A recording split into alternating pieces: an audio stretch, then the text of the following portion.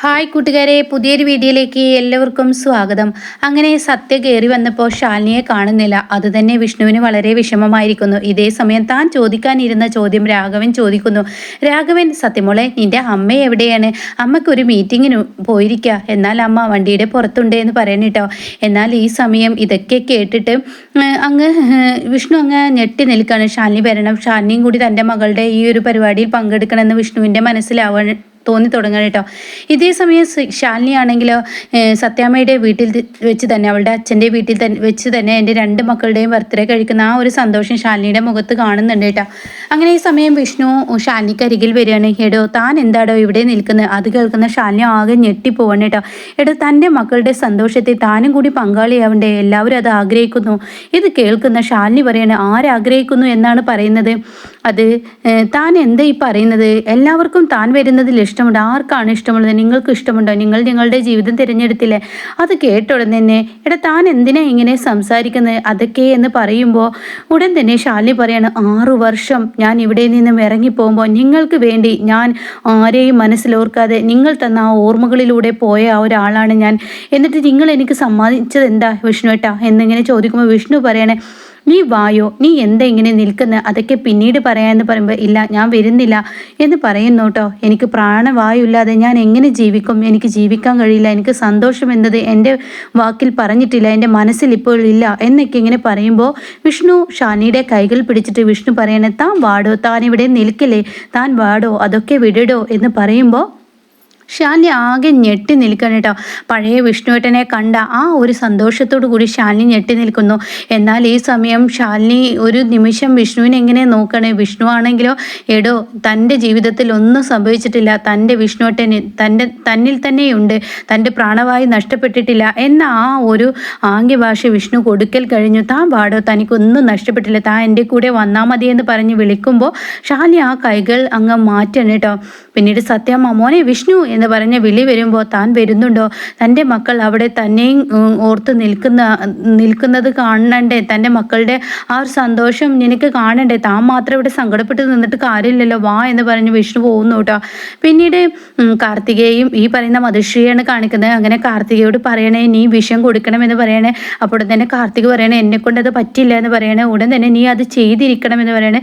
ഇല്ല, ഞാൻ ചെയ്യില്ല, ഇങ്ങനെയുള്ള പ്രവൃത്തികളൊന്നും നമ്മുടെ കരാറിൽ പറഞ്ഞിട്ടില്ലല്ലോ എന്ന് കാർത്തിക മധുശ്രീയോട് ചോദിക്കുമ്പോൾ മധുശ്രീ പറയാണ്, പുതിയ പുതിയ കാര്യങ്ങളല്ലേ ഓരോ ദിവസം വരുന്നത്, അത് കരാറിൽ പറയണമെന്നില്ലല്ലോ എന്ന് പറയുമ്പോൾ, അങ്ങനെയല്ല, താൻ അന്ന് പറഞ്ഞത് ഇവിടെ വിഷ്ണുവിനെയും ശാലിനിയും പിരിക്കണമെന്നാ, എന്നാൽ ഞാൻ അത് ഇന്ന് ചെയ്തിരിക്കുന്നു. ഇന്നിപ്പോൾ എന്നോട് പറയണു മരണം വേണമെന്നാ. ഈ വീട്ടിൽ ഒരാളുടെ മരണം വേണം, അത് ആരുടെ ആയാലും എനിക്ക് കുഴപ്പമില്ല, ഇവിടെ നിന്ന് എനിക്കൊരു ഡെഡ് ബോഡി കൊണ്ടുപോകാൻ കഴിയണം എന്നൊക്കെ എങ്ങനെ പറയണേട്ടോ. എന്നിട്ട് ഈ സമയം പറയണേ, അതെ, തൻ്റെ ഹർഷിനെ ഞാൻ കണ്ടിരുന്നു, എൻ്റെ ഒരു ഫ്രണ്ട് കണ്ടിരുന്നു. എന്ത്, തൻ്റെ ഹർഷൻ ന്യൂയോർക്കിലുണ്ട് എന്ന് പറയട്ടോ. ഇത് കേൾക്കുന്ന ഈ ഹർഷൻ്റെ വാക്കുകൾ അങ്ങ് കേൾക്കുമ്പോൾ ഇവിടെ മധുശ്രീയുടെ വാക്കുകളിൽ അങ്ങ് കാർത്തിക വീണു കേട്ടോ. അങ്ങനെ എവിടെ വെച്ചിട്ടാണ് കണ്ടത്? ന്യൂയോർക്കിൽ വെച്ച് എൻ്റെ ഫ്രണ്ടാണ് കണ്ടത്. എന്നിട്ട് എൻ്റെ ഹർഷൻ്റെ നമ്പർ കിട്ടിയോ? ആ നമ്പർ കിട്ടി, അവനുമായി സംസാരിച്ചു. അപ്പോൾ ഉടൻ തന്നെ, എന്നാൽ എൻ്റെ ഹർഷനെ എനിക്ക് ഇപ്പോൾ വിളിക്കണം. ഉടൻ തന്നെ കാർത്തികയോട് മധുശ്രീ പറയണം, അതിന് കഴിയില്ല, കാരണം അവന് സ്വന്തമായ ഒരു നമ്പറൊന്നുമില്ല, അവന് ഓഫീസ് നമ്പറാണ് യൂസ് ചെയ്യുന്നത്. ഇന്നിപ്പോൾ ഒരാളുടെ അടുത്താണെങ്കിൽ നാളെ വേറെ ആരുടെയെങ്കിലും അടുത്തായിരിക്കും. അതുകൊണ്ട് അവൻ പറഞ്ഞു, നീ ഇവിടെ തന്നെ വിഷ്ണുവിൻ്റെ വീട്ടിൽ തന്നെ നിന്നോ, ഹർഷൻ വരുമെന്ന് അവൻ പറഞ്ഞിരിക്കുന്നെന്ന് പറയട്ടോ. ആണോ? എങ്കിൽ എൻ്റെ ഹർഷനുമായി എനിക്ക് എങ്ങനെയെങ്കിലും ഒന്ന് സംസാരിക്കണമായിരുന്നു എന്ന് വീണ്ടും കാർത്തിക മധുശ്രീയോട് പറയുമ്പോൾ മധുശ്രീ പറയാണ്, സംസാരിക്കാൻ കഴിയില്ല എന്ന് ഞാൻ പറഞ്ഞില്ല, അവന് സ്വന്തമായി ഒരു നമ്പർ കിട്ടിക്കഴിഞ്ഞാൽ അവന് നിൻ്റെ നമ്പർ എൻ്റെ ഫ്രണ്ട് കൊടുത്തിട്ടുണ്ട്, അതുകൊണ്ട് തന്നെ ആ നമ്പറിലോട്ട് വിളിക്കും, അതുവരെ നീ കാത്തിരിക്കുക. എന്തായാലും ഞാൻ പറഞ്ഞ പണി നീ ഇന്ന് ചെയ്യണം, നീ ചെയ്യേണ്ട കാര്യം എങ്ങനെയെന്ന് ഞാൻ പറഞ്ഞു തരാം, അപ്പോൾ എങ്ങനെയെന്ന് മധുശ്രീയോട് ചോദിക്കുകയാണ്. അപ്പോൾ ഇതിനിടയ്ക്ക് ജയശങ്കറിൻ്റെ കാര്യം പറയുന്നുണ്ട്. അപ്പോൾ ഈ സമയം കാർത്തിക ഇത് ചോദിക്കുന്നതിന് മുന്നേ തന്നെ പറയുന്നുണ്ട്, എനിക്ക് ചെയ്യാൻ പറ്റില്ല എന്ന് പറയുമ്പോൾ, നീ ഒരു കാര്യം ചിന്തിച്ചോ, ഇവിടെ സത്യാമ്മക്ക് മുന്നിൽ നീ അന്ന് അമ്പലത്തിൽ വന്ന് വെച്ച് കണ്ട നിന്നെ കല്യാണം കഴിക്കാൻ പോകുന്ന ആ ആളുടെ കാര്യം ഞാൻ ഇവിടെ വെളിപ്പെടുത്തും. അപ്പോൾ ഉടൻ തന്നെ ആരുടെ കാര്യം എന്നിങ്ങനെ കാർത്തിക് ചോദിക്കുന്നുണ്ട്, ഇതെന്താ നീ വേലത്തരം നടത്തുകയാണ്? ആ അമ്പലത്തിൽ വെച്ച് കണ്ട അവനില്ലേ, അവൻ്റെ കാര്യം എന്ന് പറയട്ടോ. അപ്പോൾ ഉടൻ തന്നെ അതാണ് ഞാൻ ചോദിച്ചത്, അത് ആര് എന്ന് പറയുമ്പോൾ ആ അങ്ങനെയാണല്ലേ എന്നിങ്ങനെ കാർത്തിക അവിടെ വീണുറുണ്ട് സംസാരിച്ചിട്ട് പിന്നീട് കാർത്തിക മനസ്സിൽ പറയണ, എനിക്ക് മനസ്സിലായി, ഇവൾക്ക് ആ പേര് ഓർമ്മയില്ല, ഇനിയാണ് എൻ്റെ കളി തുടങ്ങേണ്ടത് എന്നിങ്ങനെ ചിന്തിക്കുകയാണ് കേട്ടോ. എന്നിട്ട് പറയണേ, എങ്ങനെയാണ് ഞാൻ വിഷം കൊടുക്കേണ്ടത്? അപ്പോൾ ഉടൻ തന്നെ അവർ കട്ട് ചെയ്യുന്ന കേക്കിൽ, ആ കേക്കിൽ ഒരു ഗുളികയാണ് വെക്കേണ്ടത്. അത് കട്ട് ചെയ്യുന്ന ആ സെൻറ്റർ ഭാഗത്ത് മാത്രമായിട്ട് വെച്ചാൽ മതി, അത് ഒരാളല്ലേ കഴിക്കുള്ളൂ. എങ്ങനെയാണ് ഈ മരുന്ന് വെച്ചിരിക്കുന്നതെന്നോ ഇതകത്ത് ചെന്നാൽ എങ്ങനെയാണ് മരിച്ചിരിക്കുന്നതെന്നോ ആരും തന്നെ അറിയപ്പെടില്ല. കാരണം ഇത് അങ്ങനെ ഒരു വിഷമാണ്, അതുകൊണ്ട് ഇത് കഴിച്ചാൽ മതി, ഒരിക്കലും ഒരാൾക്കും പിടിക്കപ്പെടാൻ കഴിയില്ല.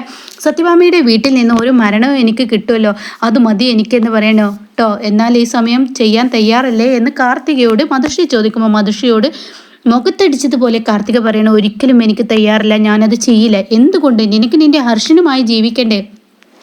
വേണ്ട, എനിക്ക് ജീവിക്കണമെന്നുണ്ട്. പക്ഷേ നീ പറയുന്ന കഥകൾ കേട്ട് ഞാൻ അങ്ങനെ ഒരാളെ മരിപ്പിക്കാനും കൊല്ലാനൊന്നും എനിക്ക് പറ്റില്ല എന്ന് പറയട്ടോ. അപ്പോൾ ഉടൻ തന്നെ പിന്നെ ഞാൻ എന്താണ് നിനക്ക് ചെയ്യേണ്ടത് എന്ന് മധുശ്രീ കാർത്തികയോട് പറയുമ്പോൾ കാർത്തിക പറയണേ, എനിക്ക് എൻ്റെ ഹർഷനുമായി സംസാരിക്കണം, അത് അല്ലെങ്കിൽ നീ സംസാരിച്ച ആ ഹർഷൻ്റെ ഫ്രണ്ട്, ഹർഷനെ ഇങ്ങനെ കണ്ട ആ ഫ്രണ്ട്, അവനുമായി സംസാരിക്കണം, അത്രയും നിനക്ക് വേണ്ടുള്ളൂ എന്ന് പറഞ്ഞിട്ട് ഫോൺ കോൾ ചെയ്യാനിട്ടോ. ഇതേ സമയം ഞാൻ എൻ്റെ ഫ്രണ്ടിനോട് പറഞ്ഞത് നന്നായി, അവളുടെ ഒരു ഫോൺ കോൾ ഉണ്ടാവും എന്ന്, അത് പറഞ്ഞതും കാര്യങ്ങളൊക്കെ വെളിപ്പെടുത്തിയോ നന്നായി എന്ന് പറഞ്ഞിട്ട് മനസ്സിലിങ്ങനെ ചിന്തിച്ചിട്ട് മധുശ്രീക്ക് ഈ മധുശ്രീയുടെ ഫോണിൽ നിന്നും മധുശ്രീയുടെ ഫ്രണ്ടിന് തന്നെ മധുശ്രീ വിളിക്കുകയാണ് കേട്ടോ.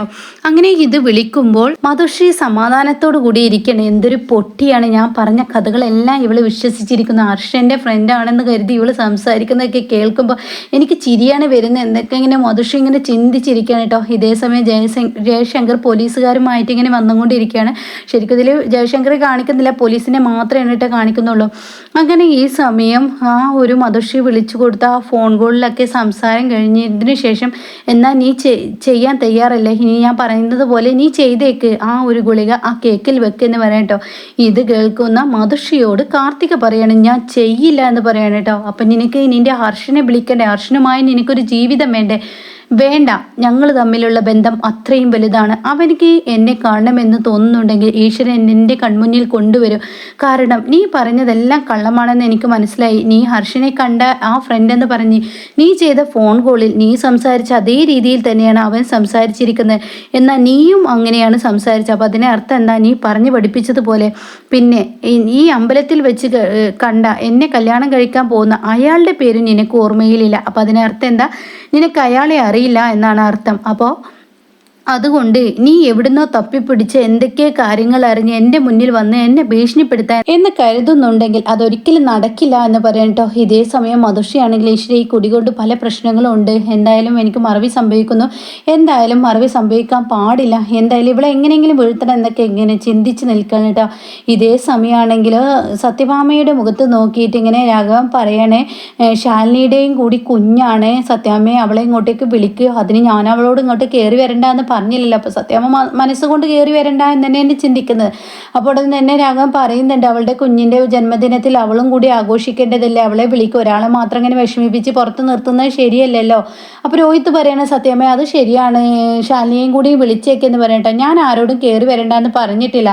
അപ്പോൾ രാഘവൻ പറയണേ, സത്യാമ്മ ഇനി വിളിച്ചാലാണ് അവൾ വരുള്ളൂ എന്നൊക്കെയാണ് പറയാൻ കേട്ടോ. അപ്പോൾ ഇത് കേൾക്കുന്ന വിഷ്ണു പറയണ, ശരിയാണ് അമ്മേ, അമ്മ വിളിക്കുക എന്ന് പറയട്ടോ. എന്നാൽ ഈ സമയം സത്യാമ്മ പറയണേ, ഞാൻ ആരെയും വിളിക്കില്ല, ഓരോരുത്തർക്ക് വേണമെങ്കിൽ കയറി വരാം, അവൾക്ക് കയറി വരാൻ താല്പര്യമില്ലാത്തതുകൊണ്ടാണ് അവൾ വരാത്തതെന്നൊക്കെ പറഞ്ഞ് സത്യാമ്മ ഇങ്ങനെ സംസാരിക്കുമ്പോൾ ഉടൻ തന്നെ ശ്യാമ പറയാണ്, സത്യാമ്മ എൻ്റെ കുഞ്ഞേച്ചി ഇങ്ങോട്ടേക്ക് വരാത്തത് സത്യാമ്മ കാരണമാണ്, സത്യാമ്മ ചെന്ന് വിളിച്ചാലേ വരുള്ളൂ. ഇപ്പോൾ സത്യാമ്മ ശാലിനിയെ വിളിക്കണ്ട എന്നുള്ള ആ ഒരു ഭാവം സത്യാമ്മക്ക് മുന്നിലുള്ളത് വിഷ്ണുട്ടൻ വേറെ വിവാഹം കഴിച്ചത് കൊണ്ടാണോ എന്നുള്ള ചോദ്യം ചോദിക്കുമ്പോൾ ആകെ ഞെട്ടി നിൽക്കാനിട്ട സത്യാമ്മ. അപ്പോൾ എന്തായാലും ഇനി സത്യഭാമ തന്നെ ശാലിനിയെ വിളിച്ചു കൊണ്ടുവരുന്ന ആ നല്ല കിടുക്കൻ സീനാണ് കേട്ടോ നാളെ വരുന്നത്.